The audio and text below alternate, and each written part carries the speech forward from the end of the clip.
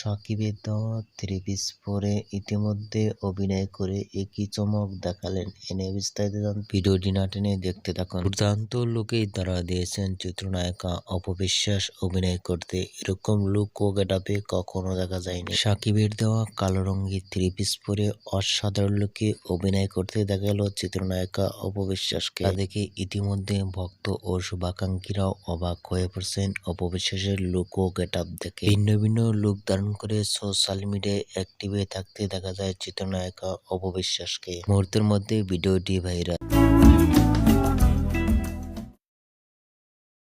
অপবিশ্বাসের এরকম লুক ও গেটআপ দেখে আপনাদের কি মতামত নিচে কমেন্ট বক্সে জানিয়ে দিন। নিত্য নতুন ভিডিও পেতে চ্যানেলটি সাবস্ক্রাইব করে পাশে থাকা বেলটি বাজিয়ে দিন। ভিডিওটি দেখার জন্য অসংখ্য ধন্যবাদ।